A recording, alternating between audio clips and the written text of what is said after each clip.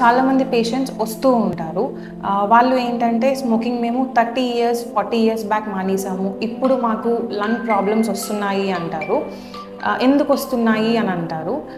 ఏంటి అంటే ఒక్కసారి మనం స్మోకింగ్ స్టార్ట్ చేసిన తర్వాత ఆ ఎఫెక్ట్స్ 10 ఇయర్స్ తర్వాత ఉండొచ్చు, లేకపోతే 30-40 ఇయర్స్ తర్వాత కూడా ఉండొచ్చు. ఇంకా కొంతమంది మేము చాలా ఇయర్స్ నుంచి ఒక 40 ఇయర్స్ నుంచి స్మోకింగ్ చేస్తున్నాము, మాకు ఏ సింటమ్స్ లేవు, జస్ట్ అప్పుడప్పుడు మైల్డ్ కాఫ్ వస్తుంది, మేమెందుకు స్మోకింగ్ మానాలి అంటారు.